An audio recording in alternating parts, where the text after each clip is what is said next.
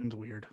There's one for cloud and one for on desktop, and I wanted it on the desktop. We're trying to record a cloud. We're trying to record a podcast. Seems like a silly button to have.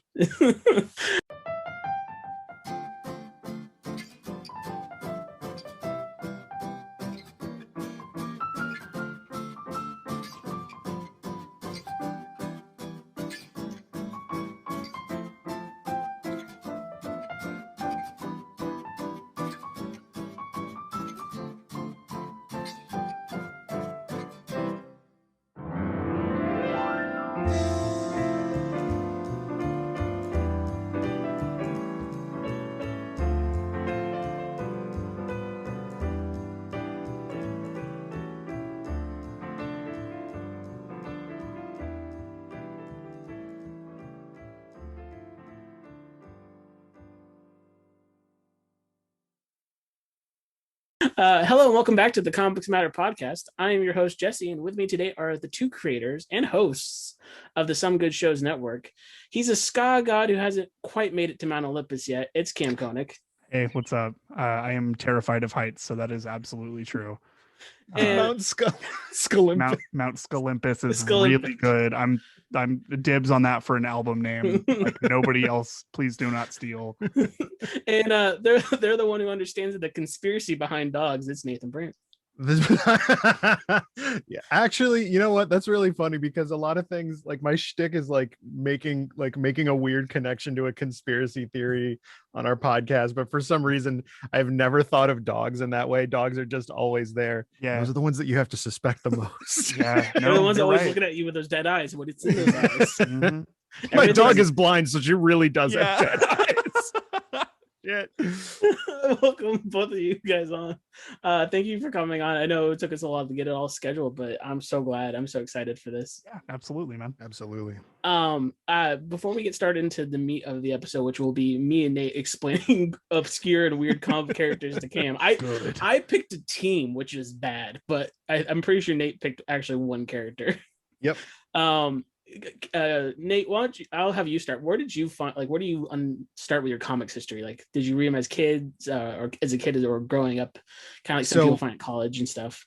When I was a kid, I read I think it was the Archie comics of Sonic. Like when Sonic got bought by Archie Comics, I read a bunch of those, but I only had like 3 of them. So I'd like reread them all the time, you know? Because it was before the internet when I was a kid, so that's all I had to do is just to read the same comics over and over. Back in my day, we learned the lore through comics. Exactly. We didn't have any fandom pages. Yeah, and so, you know, like most people my age and complexion, I'm into the MCU, and so I For people who was can't into see, that. And Nate's white. I am white. In the lead up to Infinity War, I was like, you know what, I want to like read the comic backstory for this, and so I bought the Infinity Gauntlet, not Infinity War, because that's the one that's absolutely. Can I swear on this? I already swore, but it's fine. Okay, that's the one that's totally batshit insane. Yeah. And it like deals with like clones and all this. It's too much. But Infinity Gauntlet is generally what the concept of the Infinity War and Endgame are based on. I bought that, and then I bought Kingdom Come the same day. So in a lot of ways, I peaked with my first purchase. I thought I was gonna like Marvel a lot more than I ended up. I was looking at my collection today of trades, and I'm like, I have so much more DC stuff than I have Marvel stuff, because for me it's more about like the continuity of the world and like the meta stuff than the individual characters sometimes. But yeah, no. And then I basically was like, you know what, my big project that I did when I was like super duper into comics a couple years back was, I was like, I'm gonna go through the whole like the canon of the DC universe, like okay, like Crisis on Infinite Earths. Yeah. You know, a lot of Wikipedia reading to get like to know. It's like, hey, is that Uncle Sam? Yeah, it is. It is Uncle Sam. Okay. He is a character. Yeah. So this Cam, this is not one of the ones we're gonna explain, but his power is the American spirit. Like the more the American spirit is there, the more powerful he is. He's weak as hell today. That sounds fucking. There's a whole storyline where basically Hitler wins, and he's like, I'm dying. Yeah. He comes from a universe where World War II never ended. Oh wait, no, that's a different universe. But he's still in that universe. Yeah. Obviously, Hitler winning is bad, but the fact that like the idea of just Uncle Sam being like, "I'm so weak," is just really funny for some reason. Please, my country, he's sick. Yes. Oh man, I don't usually do this while we're talking, but I'm gonna try to Google a picture of Uncle Sam, put it in the chat. No, it's hilarious. So that then I went into a couple random things, Infinite Crisis after that, and then up through 52 and the lead up to Final Crisis and some basically anything with crisis in its name, even though they got a little bit like after Final Crisis, it was just like Identity Crisis. Like this is not this is not the same stakes as like all of the universes collapsing on each other. This is one locked room murder. Yeah, no. And it's super problematic also. Yeah. And then there's a newer Crisis one, Heroes in Crisis, which I have not read. Which is in its own way problematic. Yeah, that's kind of what I heard. Yeah, but I had a huge burst. I have ADHD, so I had a huge burst where I was hyper fixated on comics for like a year and a half, and then it has since fallen away, save for new stuff coming out that I'm really already interested in, like volume 9 of Saga came out, so I got that and read that. Yeah. So that's sort of my like main line history, but like I said, I really like Saga. Saga is my favorite comic, hands down my favorite comic. It'll punch your fucking balls off, dude. It rules. It's so awesome and rad and sad and it's crazy. In a lot of ways, Saga is just the modern Star Wars. It is. It's what it's deserving of the hype that real Star Wars has. I don't have anything against real Star Wars, but like, no, I agree. I get what you're saying. It whips so much ass. It's like Lucas being inspired by all the serials to make Star Wars, and this guy's like, I'm inspired by Star Wars to make this. So like, yeah, exactly. And then he was like, well, then what if they fucked? Because it's really good. Cam, it opens up literally with someone giving birth on a table. Yeah. Okay, sure. The cover of the omnibus is somebody breastfeeding. So like, great. Wonderful. Yeah. I got this Uncle Sam picture that you sent me, and this looks like the worst BioShock Infinite cosplay I've ever. Oh, yeah, dude. Yeah, he's cool. God. He's cool. I just remember Infinite Crisis. It opens up with like Uncle Sam and the Freedom Fighters basically getting obliterated. It's like, whoops, sorry about this, guys. Yeah, JoJo's like, screw America. In general, Cam, the vibe for the DC universe is they keep expanding and collapsing on themselves and saying like, oh, there's infinite Earths, there's tons of different universes, and then it's like it's kind of too confusing because Uncle Sam's here and there's like 3 different Batmans and one of them's dead. So you're saying the DC Comics multiverse is an accordion? It is, because then it'll come down to 1. And then it was like, let's just go all the way to 52. Right. Just 52. 52, which is like, halfway out. Yeah. Just throwing that back in. Just I think it all started with the name DC Comics because it's Detective Comics company. Yeah. It's already being confusing. It's already confusing. God, that sucks. Comics. I didn't know that. Fuck that. And like I like Marvel is like, yeah, we have a multiverse. We're not number 1 though. We're 616. We're sick. Yeah, exactly. We're 616. Yeah, no, absolutely. They know that we ain't important. Shit. I feel like Nate, you talking about being obsessed with like the universe and how it keeps on expanding and collapsing and stuff. Like as soon as the term hyper time is mentioned in DC, I feel like Nate's eyes just go red. Hyper time, fucking the source wall. Yeah. The red. Oh my god, when we start talking about the character I'm going to start talking about like I gotta open up a wiki or else it's just going to be like me going insane. Are you announcing like a new Control DLC or like what's going on here? Nate's just the Shaq meme. It was like 616 I'm asleep. Hyper time I'm awake. Animal Man, I am awake. He is all life.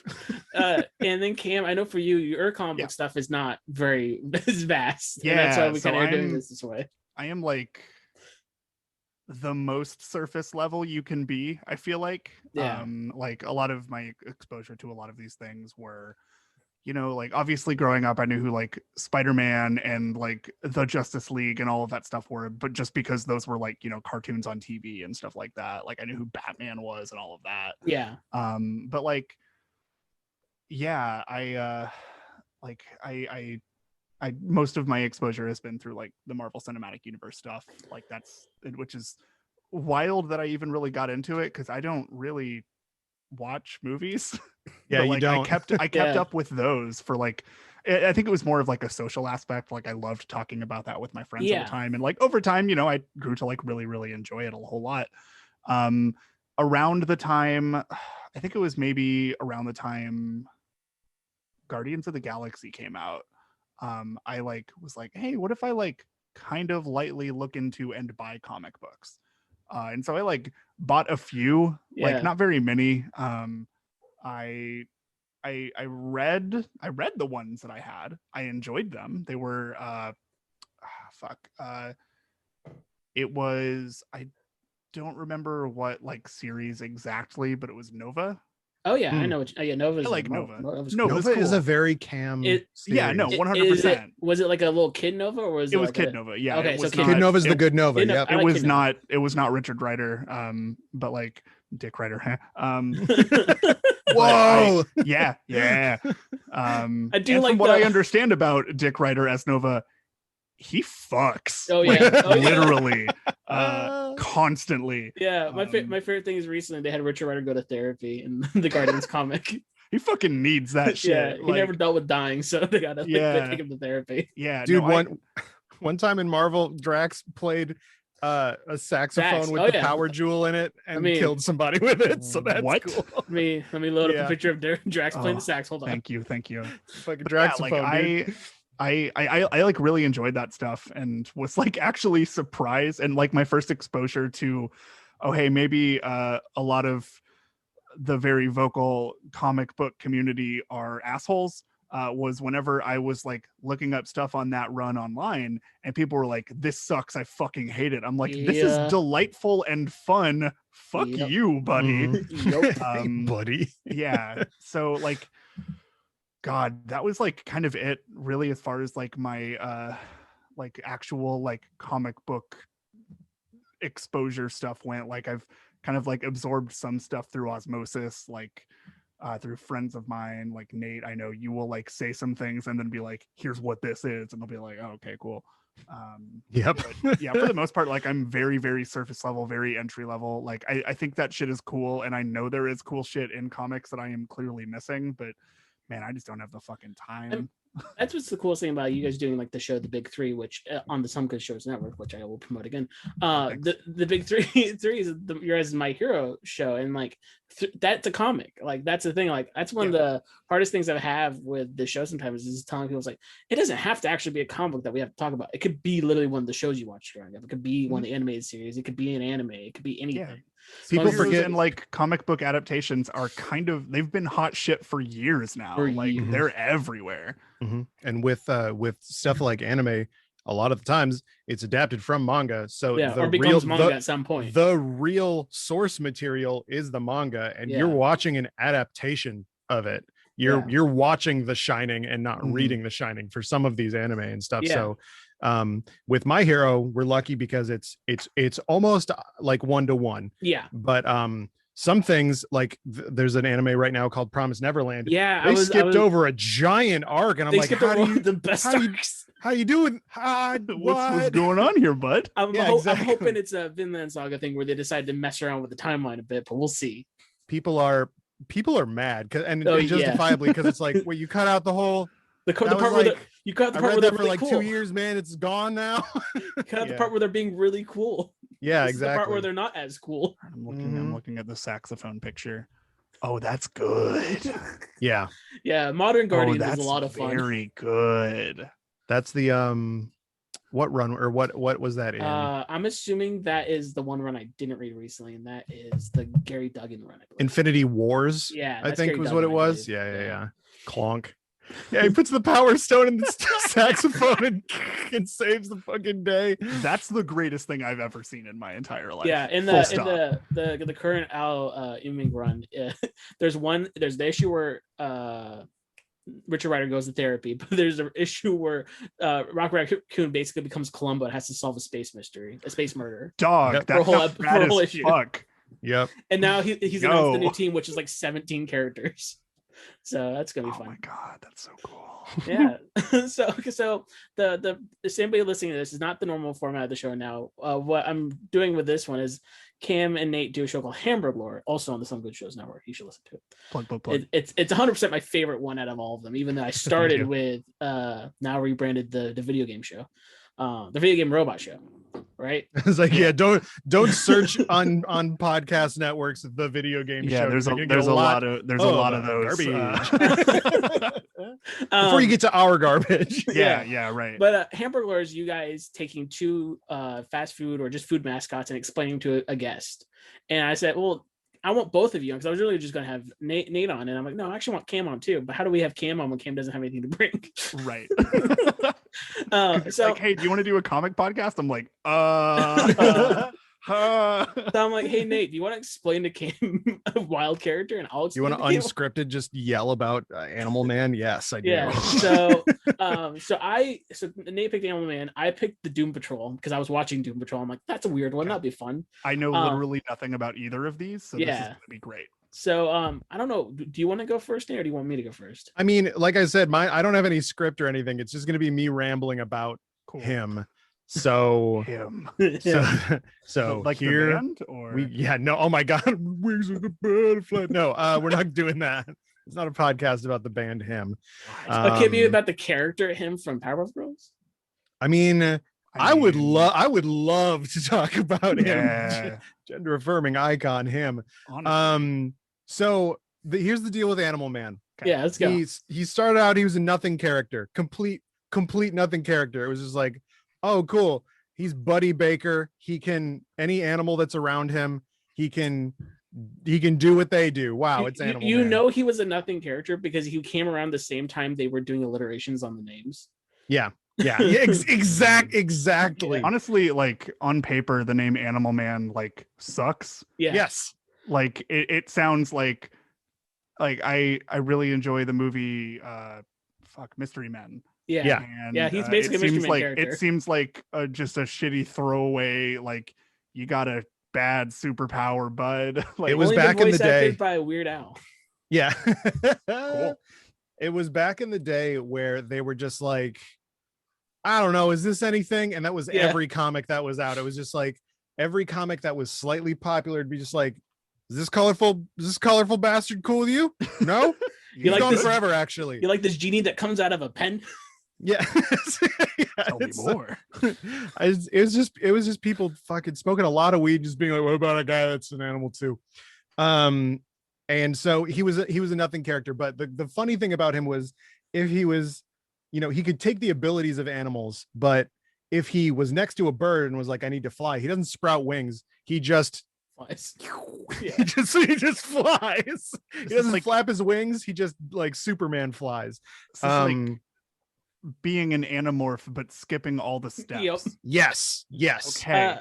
I feel like a cooler version of this, and Nate, you might know this, Kame might know this because it was in the cartoons, is Vixen, who has like the talismans on her chest. And so Vixen was in like there was an animated League, show. That was Okay.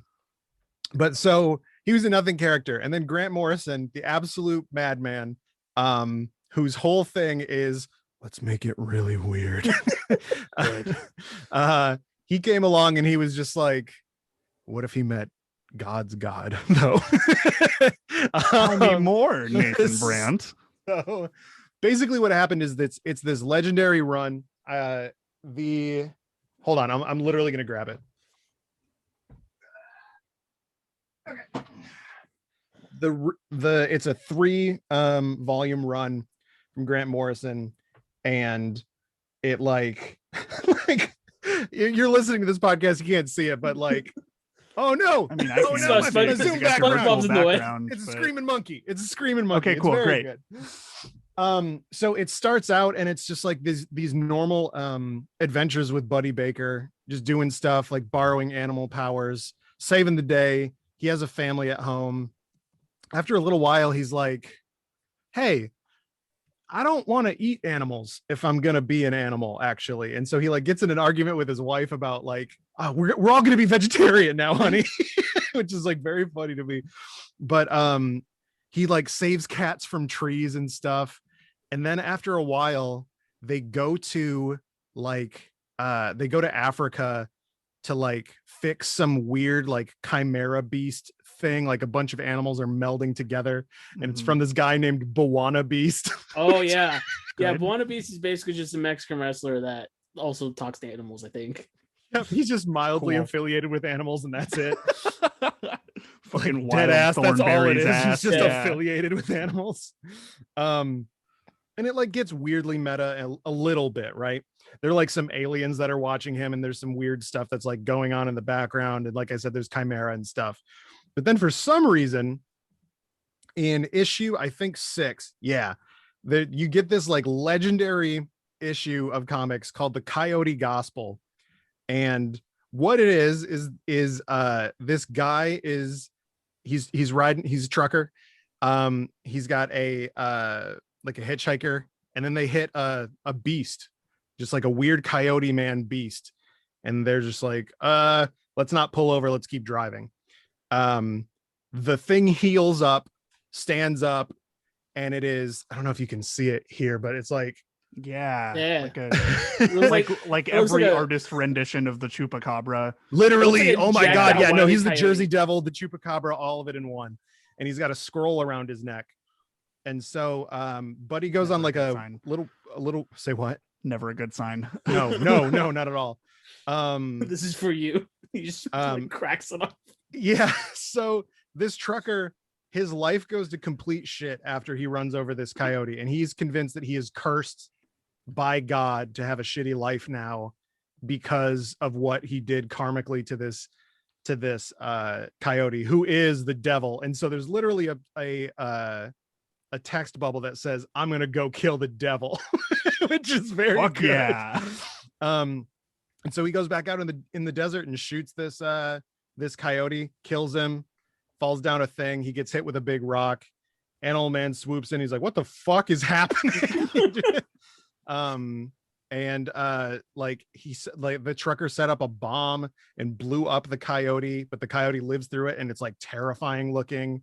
And so does he die? No, he doesn't die. He escapes. The trucker leaves, and then Buddy's like, hey, you're an animal, but you're also like a coyote that stands on 2 legs. What's your fucking deal, dude? He hands him this scroll, and then it, like, in different texts, it says the gospel according to Crafty. And it's like a cartoon world where it's like a bunch of the zoom background. It's a bunch of like, it's basically Looney Tunes. And so this is a metaphor for the Roadrunner and the coyote, right? Like the Roadrunner is the trucker and the coyote is the coyote. But this coyote came from an alternate universe where he was tired of the senseless violence of cartoons. And so he takes this like disembodied elevator to meet God, who is a big paintbrush. What? This is in the first volume of 3, by the way. Holy shit. He goes and talks to God, and God is like, yeah, I'll end the violence here, but you have to go to another universe where violence has consequences. And so he Jesus like takes that thing, and he's given new flesh and blood on the earth. And he's just cursed to, like, literally there is a like a Prometheus reference of like a vulture like pulling his like guts out and stuff. Holy and so you hear this whole story for him about we overthrew the tyrant God and built a better world. Cut to Buddy reading literal just scribblings on a paper, and he's like, I'm sorry, I can't read this. And so that whole story is like lost to just time, out the fucking window. Yeah.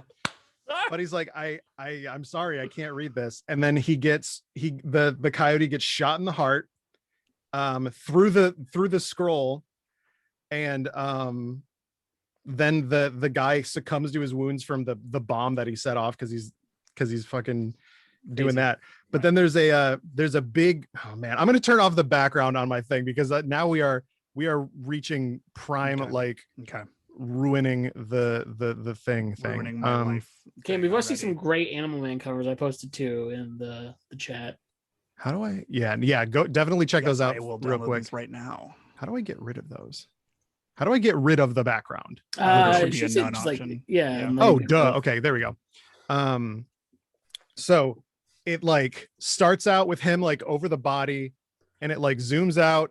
He's like in a T pose like Christ, zooms out, and then there's the paintbrush, and it says "That's all, folks" in the corner, and that's it. What the fuck? That's fucked. Yeah, man. And so that one was so popular, and it was award winning, and so they were like, hey Grant, do you want to do some more weird shit? And it's like, what about if Hawkman shows up and there's an alien and then time repeats itself, but the continuity of the world keeps changing? All right, Grant, cool. Thanks, Grant. You doing okay, buddy? So that happens, and he basically like there's a bunch of different adventures that he goes on, miniature ones, but there's other things where he like the aliens keep showing up and like messing with his reality, and Mirror Master shows up. Mirror Master's a bastard from the back in the day. His whole power was like, if there's a mirror, he can go into it and out of it. And for some reason he was like such a prevalent bastard in the old comics for some reason. He's huge like, Flash villain. Yeah, it's like yes, that's right. That's what he's from. Is from Flash. There's a really like messed up thing that he can do where if your eyes are like watery and reflective, he can go into your eyes. That's like that literally happens in JoJo's Bizarre Adventure. Yeah, by the way. yeah, basically, yeah. JoJo is just basically the Flash without speed. Yeah, but it's on speed. It's though. on speed. Yeah, right. Because Flash's rogues are basically JoJo villains, all of them. They really are. It's like, I have a gun that's cold. I have a gun that's hot. Wow. I can float on just magic dust. Exactly. He joins the Justice League because it's like, hey, you've been doing a bunch of heroic stuff. He used to be like a stunt driver or whatever. And it's just like, you're doing a bunch of heroic stuff. You want to be in the Justice League? And he's like, all right, fuck, whatever. He's watched by the aliens even more, and then like he keeps having this like weird, like it repeats over and over again, this day that he's having, and like people are coming up to him and they're just like, stuff used to be different, and then they like disappear. And there is, I'm looking for it specifically, and by the way, if this sounds interesting, literally stop listening to this and read it for yourself, because I know I'm reading this to you because you know it, and Cam won't read it, right? Yeah, right. Not Cam is just not that big of a comics person, which is the point of us doing this, right? Yeah. Well, Nate, while you're looking for that, I should explain, because Grant Morrison's also part of my story. Right. Not all of it, but he's part of it. Yes. And something about Grant is he calls himself a wizard, like a literal wizard. Yes. He believes in literal magic in the world, and he believes he can literally harness that magic. Yes. Fuck yeah. He believes in the Omega point also, which is like the anti-Big Bang. His their pronouns are not they, them. I didn't know that. Okay, cool. I completely forgot about that, and I should clarify. Sorry about that. All that. I didn't know that. But yeah, no, they're absolutely, they're like me. They use they them pronouns, are bald, and are vegetarian. They're vegetarian. I think I'm vegan, but so the aliens show up, and they like Buddy's dealing with this villain. And it is like very troublesome, and the aliens are just like, get out of here. But instead of him disappearing or dying, he's like, he gets undrawn. What the fuck? Like, that is horrifying. I know. Like, that's like the last one, the like there's just lines with no text, and then there's just an empty speech bubble. And the aliens are like, well, all right, that's it. Like, that's like literally just like looking, like if I were like standing next to you, Nate, and like looking at you, and you were just suddenly like becoming undone. Yeah, and then you just saw a white void and the word beware. Oh fuck, that's terrifying. Holy shit. I didn't want to get Animal Man scared on this podcast. I know. Animal Man is getting fucked with by these aliens, right? And after a little while, I'm skipping over a lot of stuff, but his there's like a nothing adventure with like Aquaman's sister or cousin, I don't even remember. But there is some more Mirror Master stuff. There's some like what's the guy that's like made out of a bunch of different materials?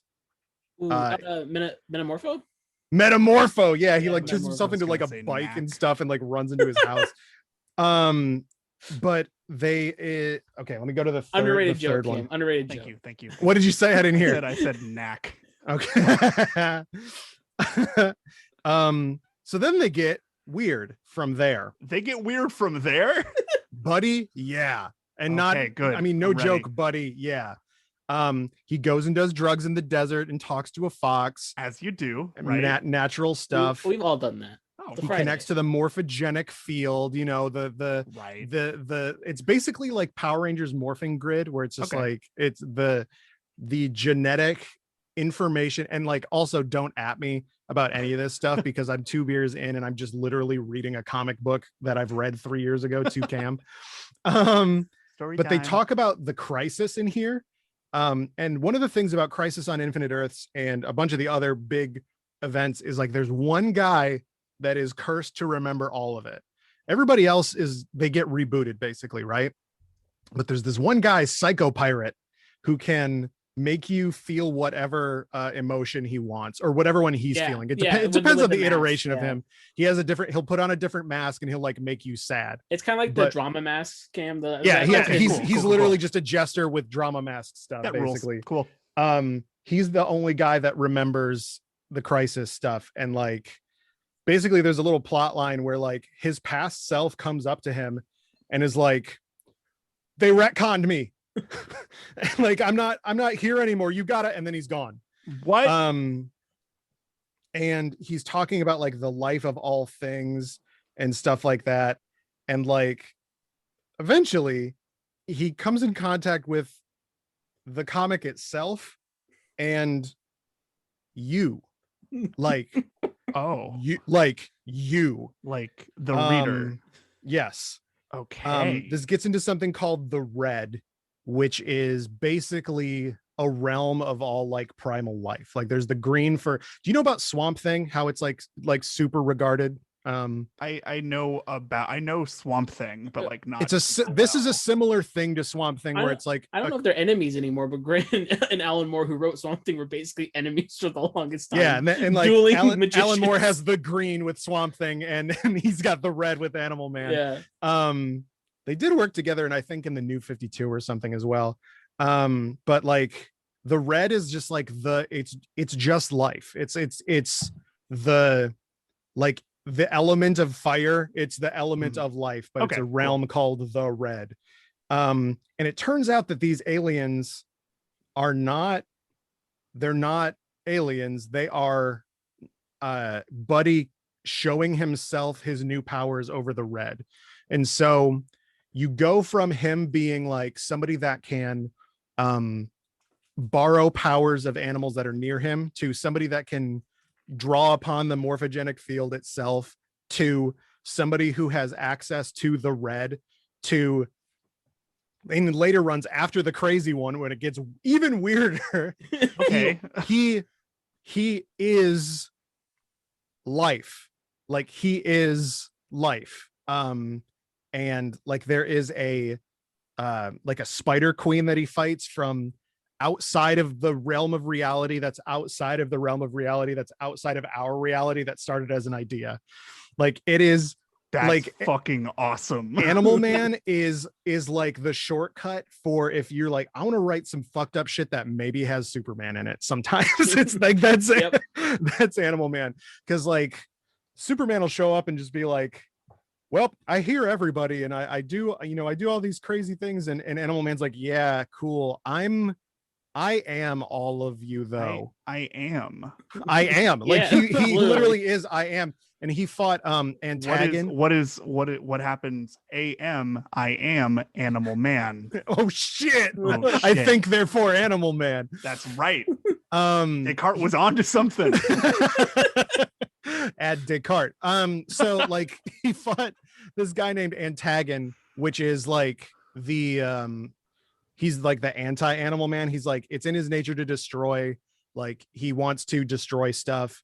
And so Animal Man like put him outside of reality, like outside of the source wall, which the source wall in DC like contains all of the universes, and he's outside of there. Most of the time, if you're really, really bad, they'll like put you in the source wall, like Superman Prime or Superboy Prime. But like, if you're really, really bad, you'll just be like, you don't exist even to the people that don't exist. Goodbye. Fuck. He can't die. Every time he dies, he gets reborn as something else because he has that connection to the red, and he can't die because he is life. But that Spider Queen shit is crazy. And then he basically, for that plot line, he just basically realizes like, oh, you're a living thing. I am all living things. And the perspective changes, and he just literally picks up this spider and eats it. And that's the end of that one. Great. Cool. Fuck. But while he's doing drugs in the desert, his Back to the drugs in the desert. Right. His former self comes up to him and says like, I'm scared. I'm being undone. And then he's gone. And then somebody says, look behind you. And he literally turns to you and says, I can see you. Yo. And like, for how back in the day this is, that's so fucking cool. So and crazy. good. It's fucking awesome. I know. That was literally one of the first things. I watched a video on it a long time ago because I like to, with various topics, I like to keep abreast of like, you know, what's going on in One Piece. I don't read One Piece or watch One Piece, but I want to know generally what's going on. Yeah. I heard somebody talk about Animal Man and about how wild it was. And I was like, how wild can it get? Turns out, buddy, it gets real wild. Oh my God. He sees you, buddy. But after that, he comes back and his whole family is dead. And then so he goes to, there's a weird comment on like a edgy reboot that he does where he's like, he gets like a leather jacket and stuff. And he's just like, the sales are tanking. I have to look different and shit. Like he knows that he's in a comic, but more than like Deadpool, where it's like, oh, I'm in a comic, isn't it weird? Animal Man's like, I am the comic. Which is like, holy shit. It's so crazy. And so let's see what else happens in this one. There's more. Oh, that's right. He visits the land of forgotten like comic book characters. He visits Psycho Pirate. And like he reminds him, oh, there's Booster Gold. Hey, but like he's reminded of like the Crisis stuff, and he gets like warped around and like sent to like this basically island of forgotten toys, which is like different universes where he's not there and stuff. And like oh my God, yeah, here's Psycho Pirate right here next to a poster of Hitler. Oh, man. Okay. He goes throughout time and space and like meets the like in universe 3 there's a universe, it's a universe where everyone is evil except for the Joker. And Lex Luthor. Yeah. That's hilarious. And he's called like the Trickster or something, I don't remember. The Jokester, I don't remember. But there's like by his full name. Yeah, there's Ultraman. Jesus Christ, there's like a dude, Cam, comics are so fucking stupid because one time there's a chimpanzee that solves mysteries. Oh yeah, Detective Chimp. Detective Chimp. Yep, that's what DC really stands for.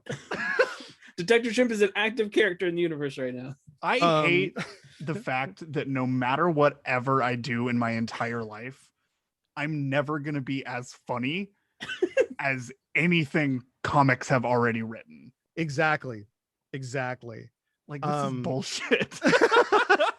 Something about Ultraman 2, Cam, that you'll like is since he's the reverse of Superman, he snorts kryptonite like cocaine to get powers and hates the sun. Oh yeah, fuck yeah, dude.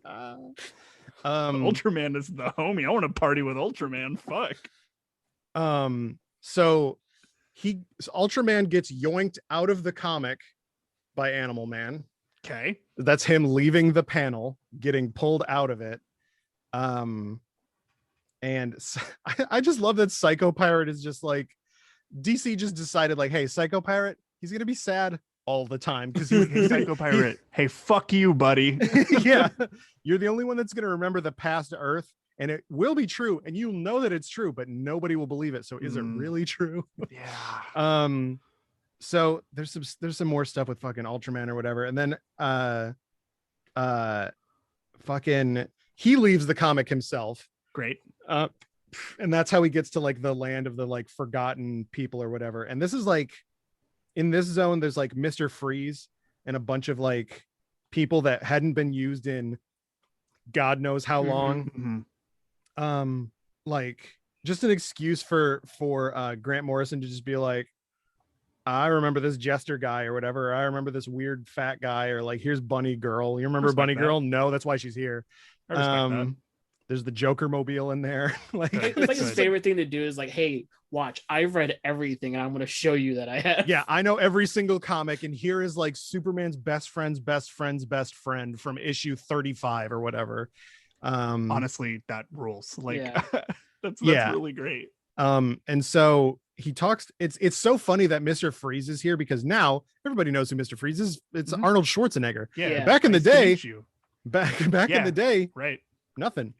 So then he shows up to a house, and he walks through that house for a while, and he's like, what the hell is all this? And inside the house is Grant Morrison. I was about to say that as a fucking joke. Real life Grant Morrison is here. Oh my fucking God. He's on the cover too, a million times. I was literally about to say that as a joke. Fuck. The chapter is called Deus Ex Machina. Sure. Yeah. And basically it's like a God argues with Adam situation where it's like, nope, I'm your God. And he's like, well, you're not my God. You're right here. And he's like, I wrote the thing you just said. And it pans to the computer, and he's like, and he starts to say something else, and it's literally on the computer, and it's just like, oh my God, that rules. Fuck. That is like the most terrifying like fourth wall break I've ever heard of. Like, yeah, tight close up on Animal Man concentrating on one eye, the eye narrows, and then the next one is that exact panel. Oh my God. And then he throws him out a window and kills him. But kills who? Grant Animal Morrison. Man? Oh fuck. Okay. And then he's behind him again. He's like, you can't kill me. I'm all of the stuff. I created you. He shows him the issue that we're literally reading. It's so fucking interesting. And then he goes back. Basically, it's like I said, it's a God argues, or Adam argues with God situation, where it's just like it's just a conversation of just like, was this too weird? Was it too weird? I don't know. Maybe it was. All right. Anyway, goodbye. My favorite thing about it is it shows Grant Morrison with hair, and they haven't had hair for like 40 years. Yeah. I mean, hey, if you're writing yourself into a story, like I'd be like, I have hair and I've always had hair. Yep. Right. Yes. But like, Animal Man, like I said, his family was killed, and so he's like mad. He's like, you can do anything, just bring him back. It's like, no, it was good for the character. It was good for sales and suspense. And it's just like, I live, and it's like, do you? Do you? But then he sends him back to his life where his kids are there and everything, and it just says nothing is wrong. Nothing is wrong at all, like in his life. And then like Grant Morrison goes out on the dock and just starts thinking about like, it's all good now, but does anything good ever last? Anyway, and then that's the end of his whole run. That's fucking awesome. Yeah. Holy shit. Pieces out. And so that's Animal Man. And I did not expect for that to be that fucking cool. No, I know. And that's like, it's absolutely insane. They did a couple, like I said, they did that thing where he's connected to all life, and he kills the Spider Queen, who is like the manifestation of an idea of a thought that was like viral. They mention a meme in it for like one of the, like before meme was like a word that we used about jokes. Like Antagon and the Animal Masters, and that he fights with like teams called like the Forgotten Heroes. He shows up in stuff like 52, which is like a very very important like run of comics. He shows up in a couple of other things, but like, some of the stuff that he does is like, he can copy the powers of animals, right? So he's like, all right, well, I'm going to be a cold German, multiply. And then there's a bunch of him. Like, Yeah. You telling me Animal Man is COVID? Exactly. Pretty much, honestly. No. Oh wait, viruses aren't alive. I feel like the Animal Man New 52 stuff is the only thing that really like embraces that Grant Morrison weird. Yeah. Nobody got quite as close to like the Grant Morrison stuff of just like unexpected weirdness, and now it's just sort of like, oh, you're doing Animal Man, what weird stuff are you going to do? And it's just like it kind of like pigeonholes you into being like whatever, and you have to be like, you know, you have to do that like reality outside of realities like XYZ storyline thing. But no, I like a lot of characters in the DC universe that are very weird. Like I love the Question, especially in 52. The Question, who is literally just Rorschach. Like Rorschach was literally based on him, but for whatever reason, Alan Moore is like, what about if he's racist? Well, my favorite thing about it is like Alan Moore's like, hey, can I use all these characters we're not using? DC's like, we might use them though. So how about you make up your own characters? And the DC's like, Watchmen's so popular. How about you use those characters you want to use? Yep. It's like, oh, you want to use the Blue Beetle? No. Okay. Well, what if he's just a Night Owl then? Yeah, he's just like, okay. You want to use Cat Madam? How about no? How about about Dr. Manhattan? Sure. But now I haven't read the Doomsday Clock comic, but like I love Watchmen. I'm one of the 4 people that understands you're not supposed to think that the Watchmen are cool. That's the point of the story. The HBO series is so good. But yeah, no, other than that, I really like the continuity of the DC universe. And in a little while I'll catch back up with stuff of just like I miss Dark Knight's metal. I miss like weird. Exactly. The 6 evil Batman and whatever. Like, yeah, no. What if Batman was the Joker, but it was also the newest run goes straight into that. Like, hey, you know how there's these universes that keep on collapsing and exploding? Well, every time it collapsed and it exploded, it was doing it wrong, and that's why all this stuff keeps happening. Cool. Like the villain of the newest one. Because Nate, you'll love this, so you can't. It's literally the mother of the Anti-Monitor and the Monitor, and their third brother you find out about called the Forager. God, and the name of their mother is Penultima. Dude, comics are so good. Final Fantasy games. Yeah, absolutely. In the Crisis stuff, there's like the Monitors, right? They are like they're the watchers of this universe. They like make sure everything is going good and on track and whatever. There's 52 of them. There's one for each universe or whatever. And then there's one called the Anti-Monitor, and he's the bad guy. He wants to make everything nothing again. I mean, you have like in like the God stuff, because like Kirby got kicked out of Marvel and came over to DC for a bit. And he's like, I'm gonna make Dark Side, the New Gods. Yeah. He was gonna kill Thor originally in Marvel and make the New Gods over there, and like that's why they were called the New Gods, because Thor was the old god. And Marvel's like, nah, fam. Making bank off this one. So when he came over to DC, he's like, fine, I'll just make the New Gods over here. And it's this whole like basically Olympus pantheon that exists outside of the main universe, and they're so powerful that they're so dangerous. That's so cool. And like only person that can fight them is Superman. But additionally, one of them, his whole thing, his name is he can escape anything, any trap, one of my favorite characters. any situation he's in, he can escape, and his name is Scott Free. That's incredible. He's Mr. Miracle. And they've of course done a very heady meta 9-panel situation with him. Yeah, I haven't read it yet, but I know that it's good. There's stuff like Dark Side with the anti-life equation and shit. It's just so like stuff you don't get anywhere else, and that's why comics are so cool. Another great Morrison thing, one of my favorite panels is in Final Crisis, where Batman finally builds a bullet that could kill Darkseid, a god, and it's the only time he ever fires really a gun, other than maybe some weird offshoots. And he fires it, and he's shooting Darkseid in the chest, killing him, while Darkseid's shooting off his Omega beams, or basically laser eye beams that can follow you anywhere. And Batman's like, "I killed you now," and then the beams hit him, he dies. But so basically, he didn't die. He went back in time. And now he's a caveman. What? and so then he fights his way forward in time back to more reality. like BC comics. runs and stuff is so wild because their Batman run too. Like Batman gets his identity exposed basically by his maybe father, and so he has like a sleeper agent Batman in the back of his head that activates. My god! And his friend is Batmite. It's so good. Oh man, But like aside from that crazy stuff, the normal stuff that I like is like. Yeah, by the way, I would skip Doomsday Clock and just read the new Rorschach series. Oh, word. Okay. Yeah, because Doomsday Clock is not great. Good. But Rorschach is basically a sequel to the Watchmen TV show. And shit. Okay. It's a 12-issue mystery about who's this Rorschach that got killed. I'm in. But like the normal stuff, like All-Star Superman, where it's just like, yeah, what if I just did a cool like old school Superman story and it was all nice and cool.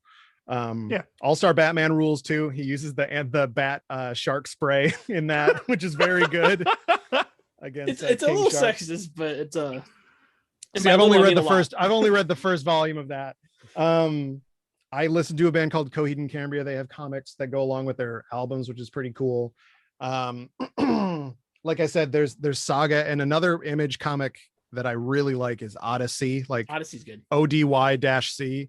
It is a gender swapped version of the Odyssey in space, and it is fucking absolutely the most deranged shit I've ever seen. Cool.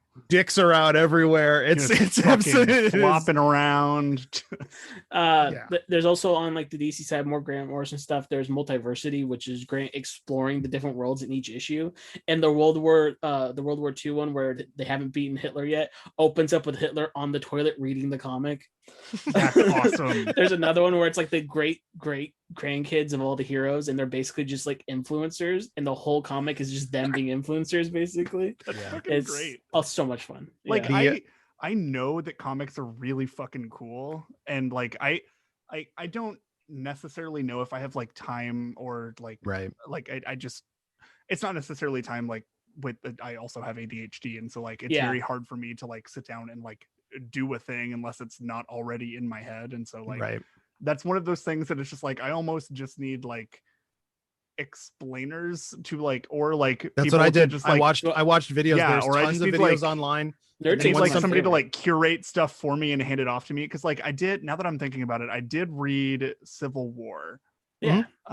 Which because a friend of mine just like was like, hey, you should fucking read this, and I'm like, all right, cool. And I finished that in like 3 hours. And what about a prison in another universe? Like the concept of Civil War, the comic, is so much cooler and wilder than I think the movie could ever touch. Fucking off the wall.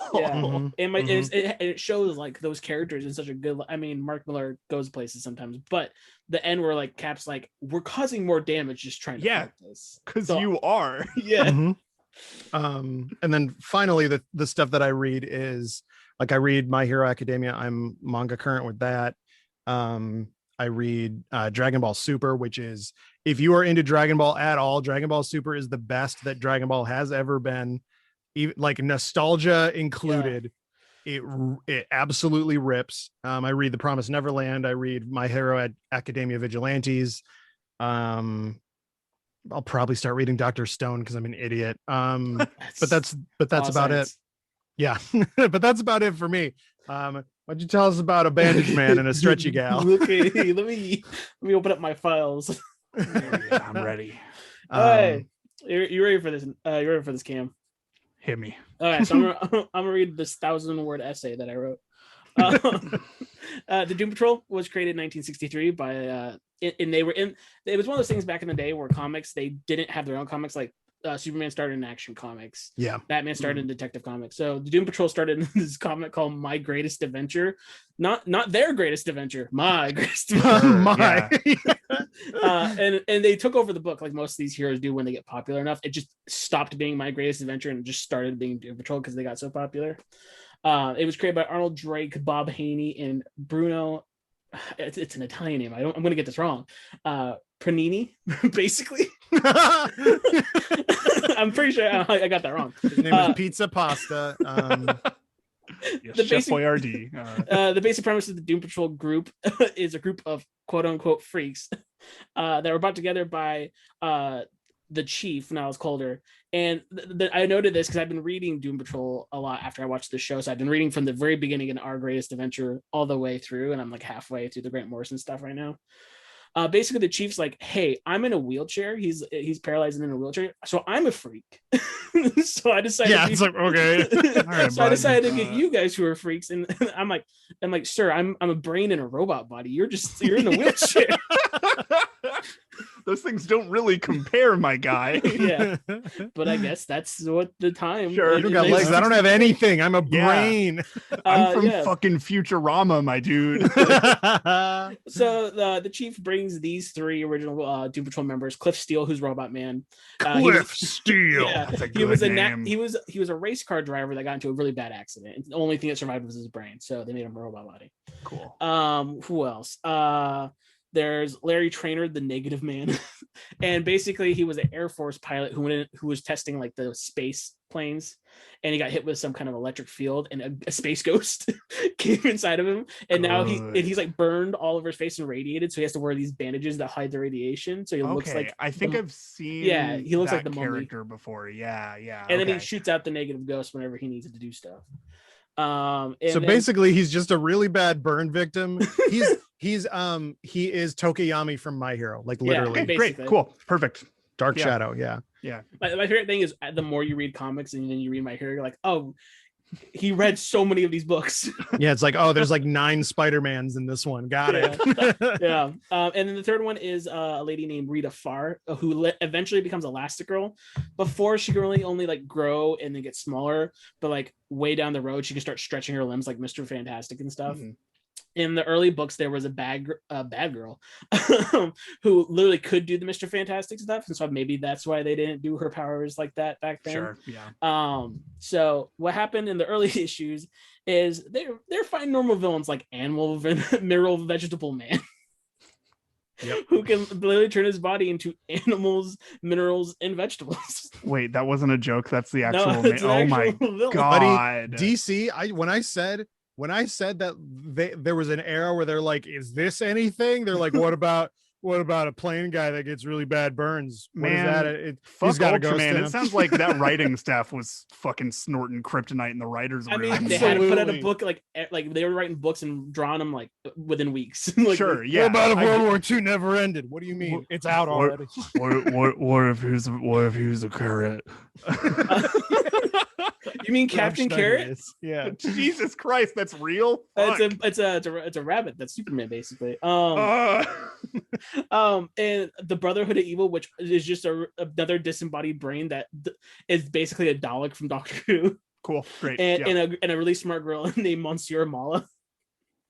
He wears a beret and he has a machine gun. Sick. Fucking sick. There's also of all of those so far, that is my favorite, just by description alone. He wears a beret and has a machine what's your gun. Superpower? I'm French and I have a gun. And I can think more than another girl. La gun. There's Madame Rogue, who was the stretchy lady. And then they also introduced Beast Boy. This is where Beast Boy comes from. Cool. He's very creepy in the early books because he has a human face still every time he transforms into a beast. Fuck that. Yeah. Absolutely fuck that. So that's fun. And so when he turns into a whale, he just has like a little like yeah. And then there's Mento, who's a guy that has mind powers, and he wears like a diva helmet, basically. Okay.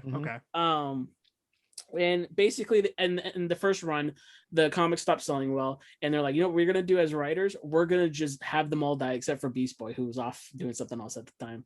They all die at the end of the series, and at the end, it's literally like in the Animal Man, where Grant Morrison shows up. It's the two creators, and they're like, wasn't that a fun book? You have fun, kids. And so in 1977, in the Pinnacle of Punk, as I wrote, they reintroduced the Doom Patrol in a series called Showcase, which is basically a way to reintroduce old characters and try to see if this is anything again. And they only had Robot Man survive the original blast, so the rest of the team stayed dead for the longest time. And the Chief's forgotten wife, Cecilia, shows up and is like, hey, I'm the Chief's wife. And Robot Man's like, he's never mentioned you. And so she makes a new team with other heroes. Valentine Voska, who's also she's a Russian cosmonaut who got a negative spirit inside of her. Joshua Clay, who could blast things out of his hands. And then they will later introduce a guy named Scott Fisher, Karma, and Lodestone, which are not as important. Dude, comics are so wild. In Marvel Comics, Cam, there's a character named Matter Eating Lad, and his thing is wait, or is that DC? Is that that's Marvel? DC? That's a Legion. Okay. That's a Legion character. Okay, yeah, no, he's Matter Eating Lad. Yeah, he just eats things, and he eats stuff. It just shows like Me pictures too, of him buddy. eating You ain't chain-linked- special. It just shows pictures of him eating chain linked fences to get through. Yeah, he's just me too, bud. You ain't special. If you need to get rid of like a stomach-sized amount of metal, I'm your boy.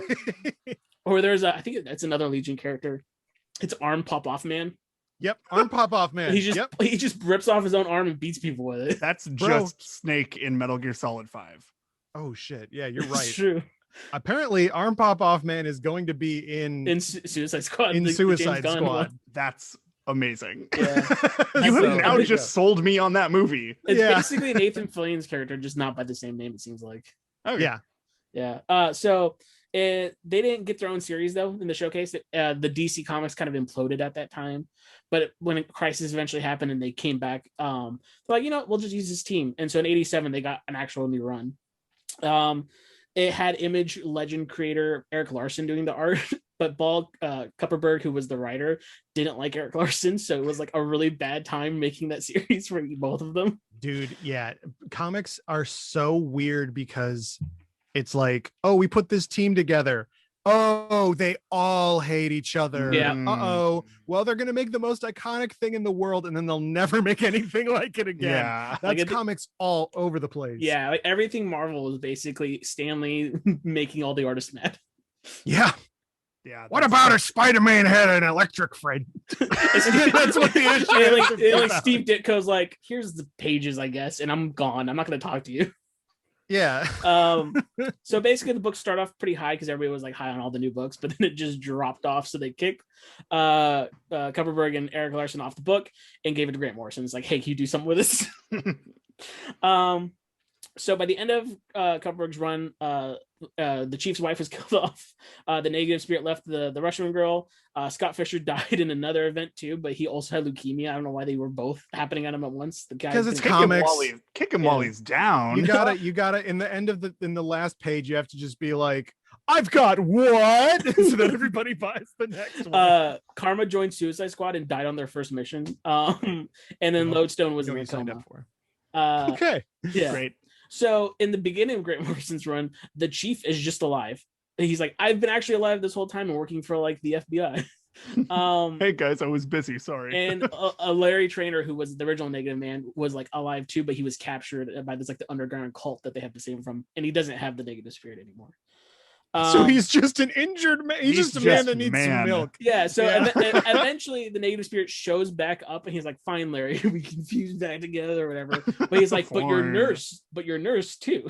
And so they all three fuse together and he becomes a new character named Rebus, who is both male and female. This is Grant Morrison. So okay. Weird. It is Rebus. He's Negative Man plus nurse equals Rebus.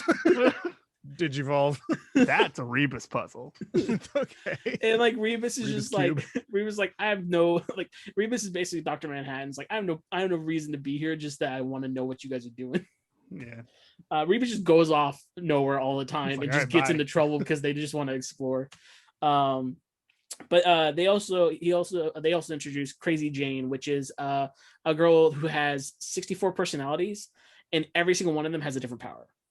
Oh shit. Okay. Yeah. So and honestly, Crazy Jane's one of the coolest characters. The more they explore that character, basically split but good. Yeah. Okay. Cool. Yeah. And then lastly, later in the series, Grant Morrison adds this character named Danny the Street, which is a non-binary sentient street that basically protects outcasts. It can just teleport wherever and becomes a whole city block whenever they. He's a road, bro. Yeah. That's amazing. This is like. And I don't want this to come across as me shitting on this at all. No. I am doing the exact opposite. But comics are the stupidest fucking it's thing. So good. That's the reason why. And I love that. And the thing about Grant Morrison's run, which is so cool, is the original creator was still alive when it was happening, Arnold Drake, and he's like, Grant Morrison was the only one to ever understand what the concept of Doom Patrol was, which is these weird characters doing weird missions. Great. Yeah. So because the run before this was basically them just being normal superheroes, doing normal superhero stuff. Yeah. And like recently, Gerard Way was like, what if I do one? And like, what if we have a big crossover event called Milk Wars? And the milk and Superman's the milkman. What? and Batman's a black priest, and Wonder Woman is just a housewife. What? Milk Wars. Yeah. So basically the new team under Grant Morrison goes on really weird adventures to fight off characters like Red Jack, which is like basically Jack the Ripper, but a crazy metaphysical thing of a guy that just likes pain, and he has this thing with butterflies. The Brotherhood of Dada is their name, and basically their whole thing, Cam, is to fight reality and reason. They just they're Dadaists. Yeah. That's very good. They just want to make things confusing. Yes, Dada, bro. I believe in nothing. Like I don't really know much about like a lot of DC stuff, as you can tell by this episode. But like I am really into just how stupidly on the nose they are. Grant Morrison is king of that. Oh, that rules. He does like an annual, like if I'm not mistaken, he does an annual like Santa Claus comic as well. Yeah, Claus is a reimagining of Santa Claus. I just got the first 2 volumes. I read them recently. And basically Claus is like this, it's like kind of like the legend. He's like an old like Norwegian type guy that's like giving kids toys in this like dystopian village, but you find out that literally the guy running the dystopian village is like, oh yeah, the reason that I don't want joy here is I'm trying to get this demon out, and the demon's Krampus, who just wants to eat kids. And then Claus gets magic powers from these weird like spirit aliens from the woods and becomes like super powered. Am I high right now? Yes. It's real good. Yes, you are. I just showed you panels from Animal Man. You are stoned right now. Oh my god! So the leader. Am I going to turn around and Grant Morrison's just in my kitchen? Like, you're going to turn around and like some 9-dimensional beings that are reading the comic of this podcast are going to be like, oh, do not do that to me. So the leader of the Brotherhood of Dada, by the way, is Mr. Nobody, who is literally just nothing. He's just cool. He's just an like ambiguous thing that's like all shapes, and he's like a nothing. They also fight the Scissor Men, who were basically not the things from Clock Tower, but but character like this cultist group that basically just runs around with giant pairs of scissors and cuts people out of reality, and they just leave people holes in reality. That's rad as hell. Yeah, and they get sent to another reality when that happens. They also meet a character named Flex Metallo, which I don't know. Flex Metallo. Yeah. Oh my god. Yeah.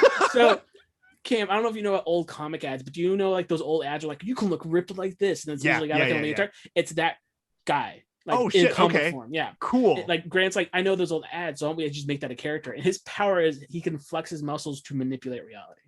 That's eventually. But and he can also make Hero of the Beach appear above his head in text. In the TV show, there's a scene. I'm spoiling one of the best scenes in the TV show. I'm sorry, but I have to talk about it. Where Flex is trying to open up the reality where Mr. Nobody is, so they can go in there, and he flexes the wrong muscle and literally causes everyone around him to orgasm. Oh my god! and since Robot manages their brain, he just pretends. That's hilarious. He doesn't want to be left out. See, this is him flexing, and Hero of the Beach shows up above his head. That's incredible. Yeah. So later in Morrison's run, the Chief goes full Charles Xavier on the rest of the group, and you find that he caused all their accidents that make them freaks. Good.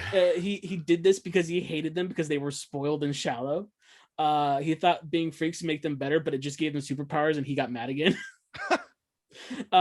He was also mad at his now dead wife because he also made her into a superhero, just experimenting, and he's like, why did everybody get powers and I'm just in a wheelchair?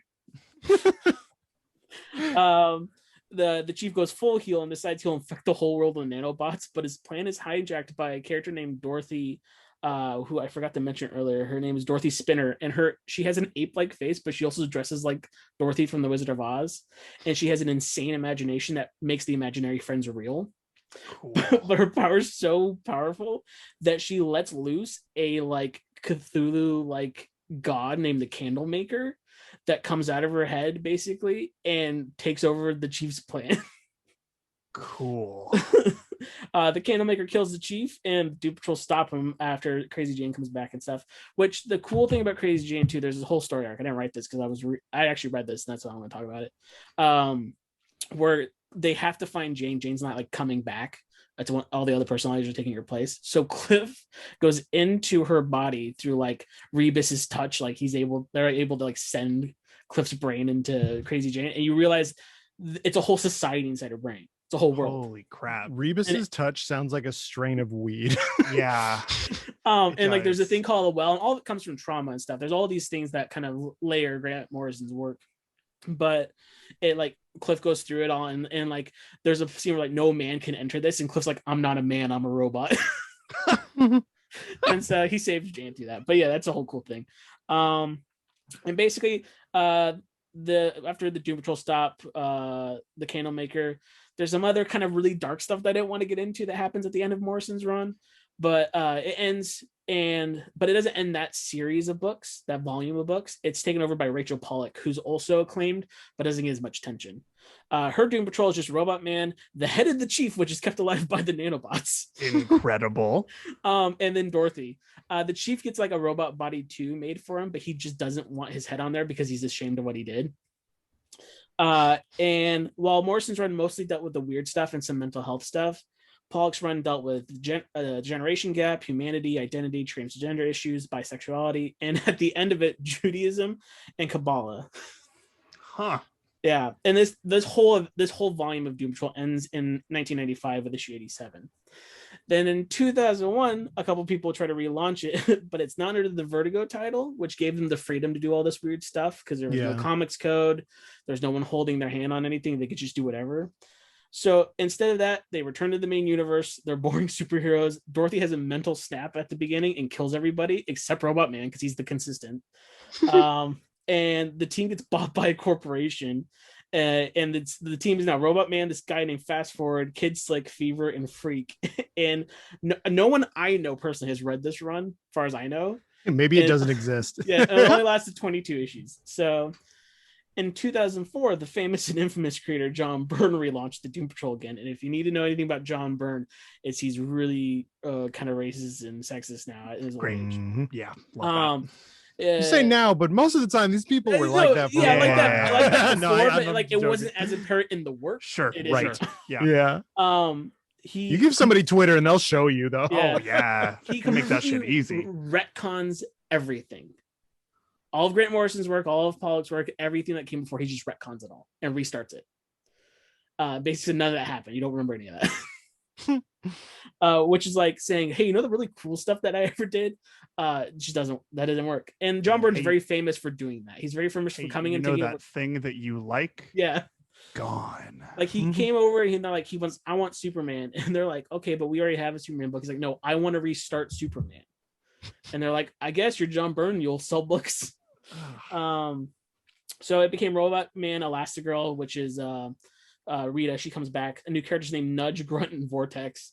And being hit Burns run, it's super controversial since it retcons everything that came before it, makes the team super boring, and also makes Cliff and Rita fall in love while Rita's in the past in her 12-year-old body.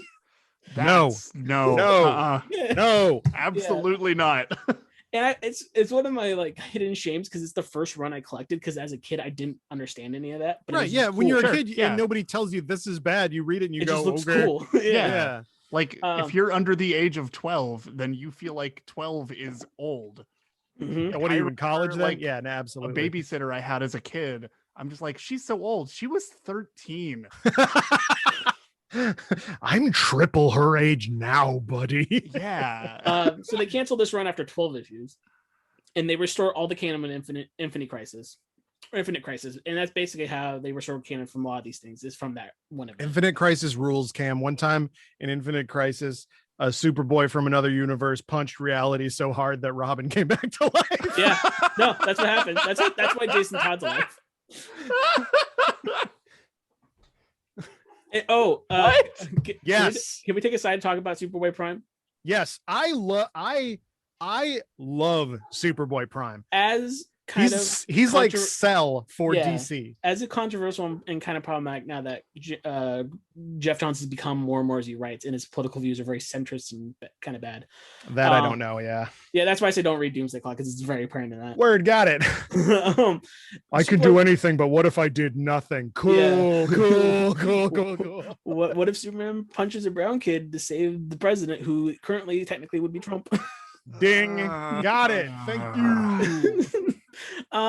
So anyways, but at the time he kind of brought back Superboy from Earth Prime, who was basically a character in our world named Clark Kent, where comic books were real, and he was named Clark Kent from Kansas, from Smallville, Kansas.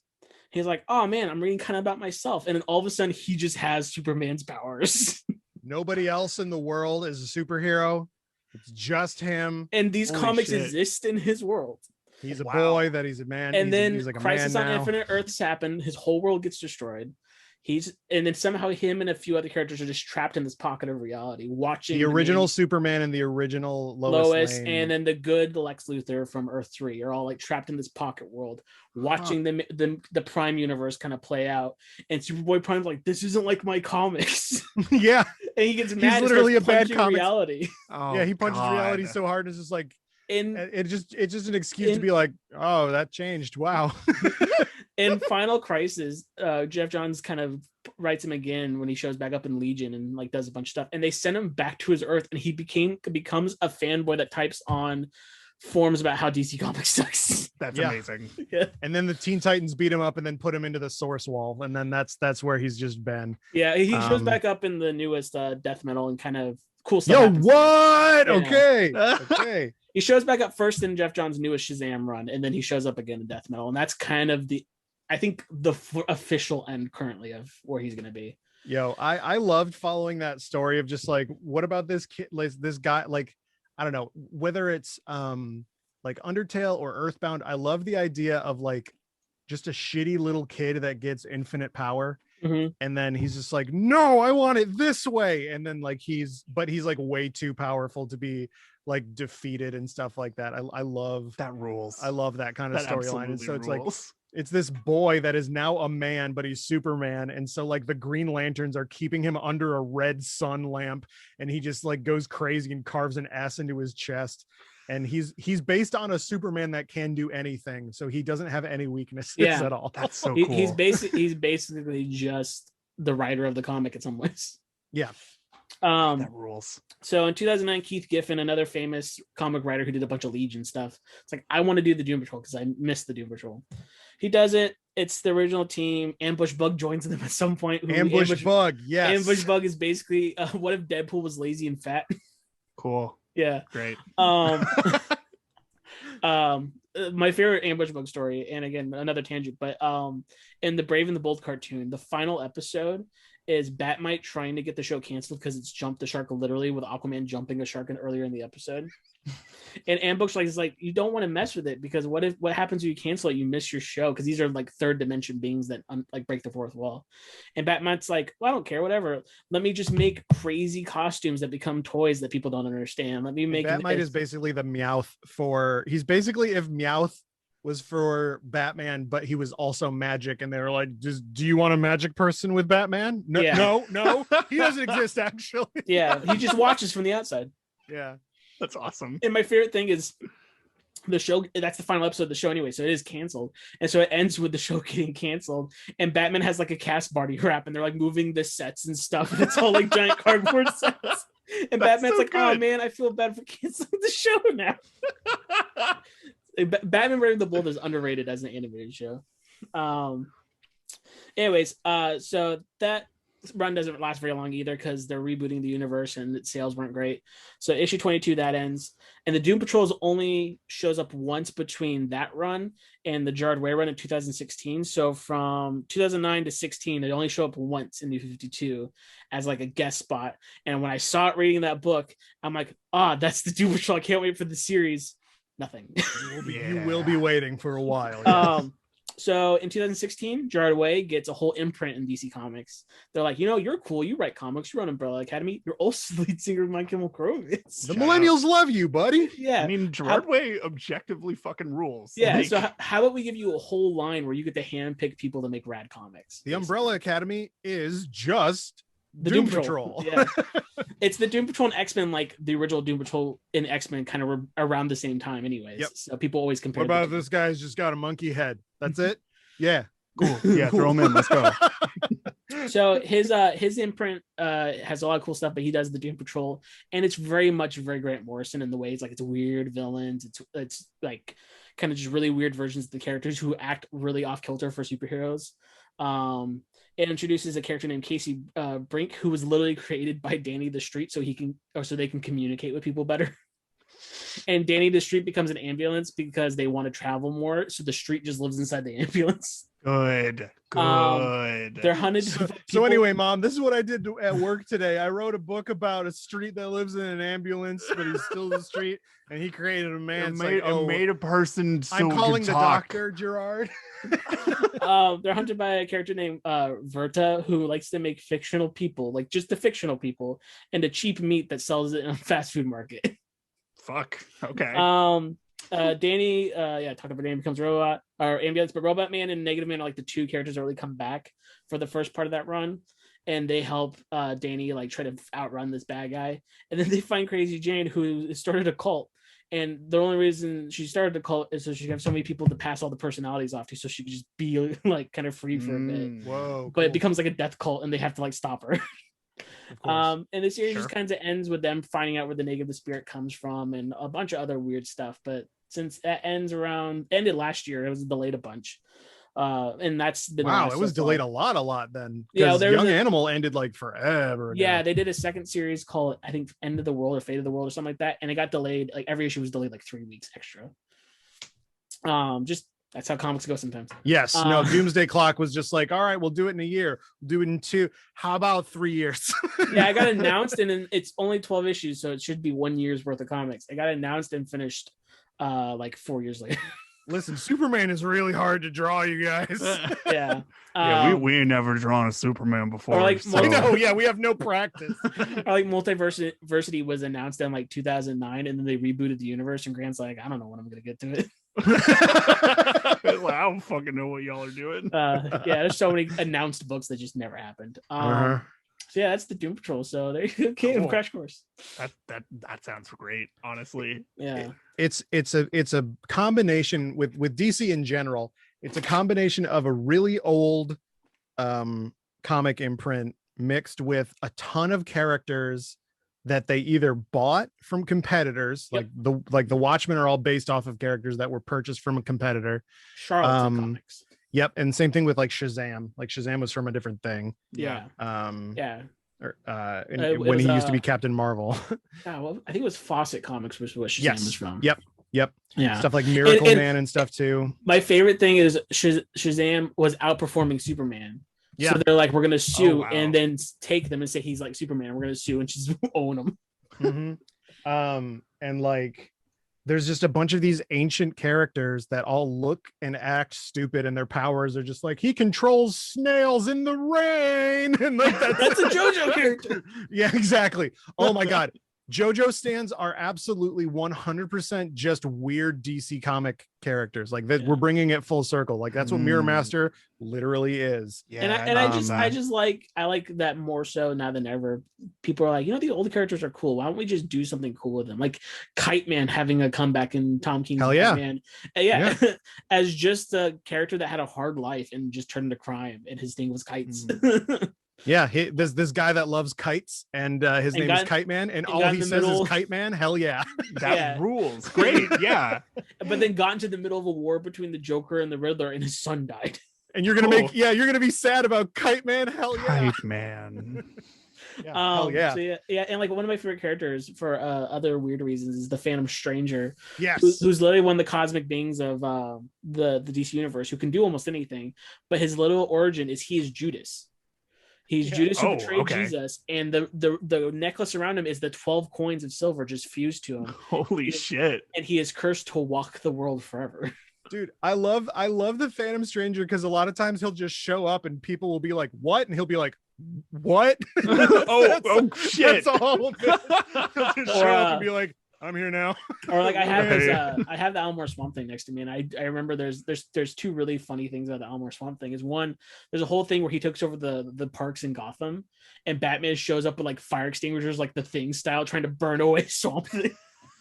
And the other one is there's this character named Adam Strange. Yes. Who travels to this other planet on this thing called the Zeta Beam, but you never know where the Zeta Beam is going to show up on Earth. So he has to like track it and find it so he can get to that planet and help out. And one time it's literally in this toilet in this restroom, and he kicks open the door and there's a guy just taking a dunk. Hell yeah. And he's like, "You need to get out now." And he grabs the guy, tosses him out, jumps into the toilet, and he disappears. Good. Okay. The stuff with the New Gods too, where it's just like, the mother box, right? So it's like an iPhone for the gods, and it's a sentient cube, and it opens up. It doesn't teleport you. It opens up something called a boom tube, and what a boom tube is it teleports you, but when it shows up, it goes boom. Yeah. Hey, you know that guy named Orion who's like the prince of the good part of the New Gods? He was just a guy with a scooter. Yeah, basically, he just has one of those old man scooters that floats. But he's like, you're like, you know that guy? You know what? He's kind of a jerk all the time because he's actually the bad guy's son, and they traded sons like an old religion. Oh my like a mafia shit. And that's where Scott Free. Yeah, Scott Free's the good guy. This is like starting to hurt my brain. I know, and that's why we have to wrap it up soon. Oh my the New Gods are so crazy. It's just like this guy sits on a chair that knows everything. I feel like I've just like sat down in a chair like this one that I'm sitting in, and like had something like strapped over my eyes. You're just it was like some sort of like brainwashing thing just fucking flashing into my brain. Yeah, Cam, you're just Metron and we're the chair of eternity. Is this what it feels like to be on our fucking show? Yes, it does. It like Wicked does, and I'm on this show as a guest, and I'm hosting it at the same time, and so like I am Grant Morrison now. The last thing that I'll say about the New Gods and in comics in general that is the funniest shit in the world. Batman, there was a run in before the Rebirth series where are you talking about the Justice League? The Justice League, they all became gods basically, and Batman was like, well, I'm going to take the chair of knowledge because I'm the best detective in the world or whatever. He sits on the chair and like puts his hand on his chin, and he's like, so what don't I know that I want to know? Like, who is the Joker? And it tells him, and he goes, what? Because there are 3 Jokers. Turns out there is and always was 3 different Jokers. And then Jeff Johns plants that mystery in like 2015, and last year just put out the comic. Was like 2013. It was like a long ass time ago. Fuck. And let me tell you, the answer to that mystery is not good. Nope, but he makes you think about it for like 7 years, and you're just like, there's three Jokers. Why? There's a character, also New Gods character named the Black Racer, who is basically death. And he's always behind the Flash. He's like, I'm gonna get you. But he's a character. The original version of the character is just the black guy on skis.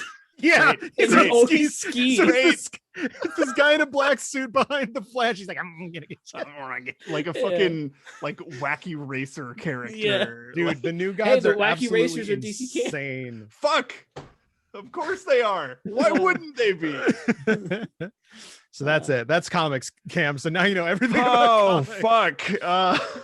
It like this kind of shit makes like it's like, oh, Wolverine, he's a man with metal nails. It's like, yeah, that's fine. That's baby bone shit. Like I about a guy that skis behind the Flash. I want to hear about the weird, stupid shit. Yeah, like I don't care about like I've always thought like on paper and like obviously and don't at me. But I've always been like, yeah, Superman and Batman are like fucking whatever. They're boring. Yeah. Like I don't care. Batman's a cop. It's whatever. Yeah. Right. Yeah. Like I and obviously people do cool shit with them. I'm not discounting that at all. But like, I want to hear about where a dude who can fucking pretend to be a bird for a while meets God. And then becomes God later. Yeah. I mean, there's the time that Batman's son died, and he's like, you know what, I'm gonna do? I'm gonna Frankenstein him. Cool. That sounds way better. And literally the Frankenstein monster, who's a character in DC Comics, goes, don't do that. That's a bad idea because I am that. Because I'm Frankenstein. There's a comic where Animal Man, Swamp Thing, and Frankenstein team up. Great. Yeah. There's a guy named Etrigan the Demon that's basically a gargoyle and he speaks in rhymes. He rules. And there's a comic where they're already like, my favorite character. Do you have to speak in rhymes? And he basically tells them to F off in a rhyme. Yeah, he says, "Nah, man, I want to." You both have thrown some very cool characters my way this episode. That one is my favorite. Etrigan the Demon. Gotcha. That is my Etrigan's in this Swamp Thing book. Let me find him real fast. And God, there's John Constantine, who's just a grumpy wizard. He's Mad Max, but a wizard. Good. Yep. DC is so cool because like they're all like deity based, kind of like they're all like these beings that are above reproach, and like, you know, Wonder Woman and Batman and Superman. It's just, and then it's just like pans to the left. Who's that? Oh, that's Detective Chimp. He's a detective and a chimp. Yeah, like people always like really. There's really one good comparison between DC and Marvel that I always think about, which is DC is like the pantheon, and so they're just gods among men, and Marvel's you as a superhero. So that's why they're more relatable in a lot of ways. Yeah. And Marvel takes place in New York. Yeah. The DC unit. While you're still looking, the DC universe. An interesting thing about it is the world is the Earth. In the DC universe is bigger than our Earth because it has all of our cities, but it also has Gotham and Metropolis. Oh, wow. Where are those cities? Where are those cities? Exactly. It's like a Springfield. It's like a Springfield situation with Simpsons. It's just like, where's Star City? Shut up is where. That's Etrigan Demon. Yeah, that's my boy right there. That yellow skin, and he wears like no pants. And he's fucking Arthur time. Yeah. Let's go. He knows that is after this episode, that is my favorite DC character. And that's comic books and scene. I was like, Cam, if he's your favorite right now, in the future state DC books, there's a Justice League Dark, and Etrigan the Demon is now possessing Detective Chimp, and he hates it. That sounds fucking hilarious. Detective, like, I love that. Yeah, they're like, hey, Detective Chimp, get Etrigan out. And Detective Chimp's like, do I have to? And then he summons him, and Etrigan's like, why am I in the chimp still? So thank you guys so much for being on. I had questions, but honestly, they're not important.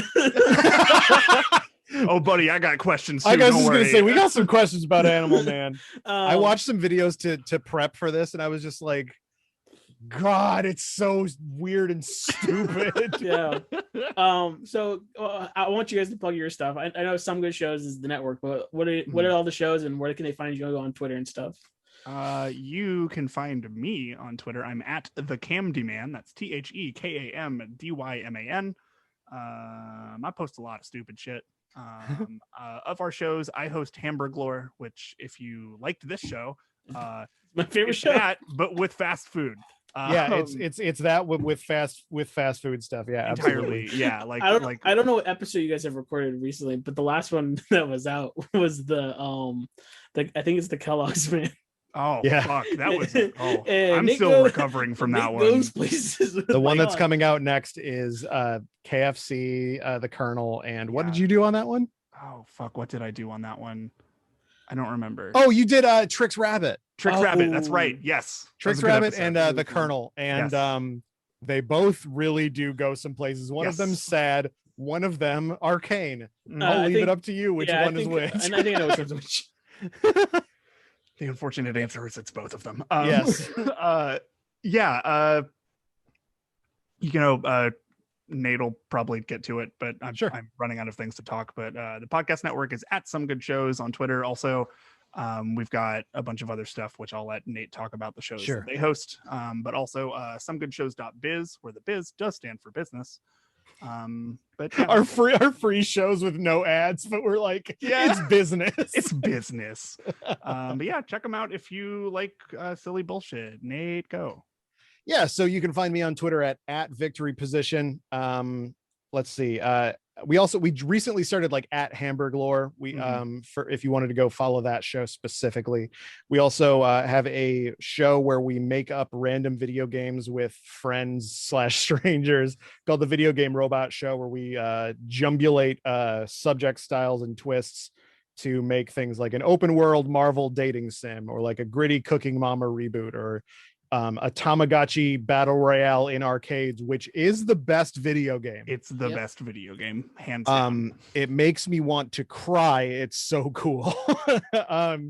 And we also do a show called The Big Three, which is us, like, as we kind of talked about, going arc by arc through My Hero Academia, the anime, while also talking about the sub and the dub and the manga, because I'm a nerd. Also, Nate does great impressions of mini characters on that show. I don't ever remember these, and then you just do Present Mike, really. Like, I hear somebody, well, in Aoyama too. I just hear people just say like, oh, like that was so good. I'm like, I don't remember doing Foghorn Leghorn in this episode or whatever.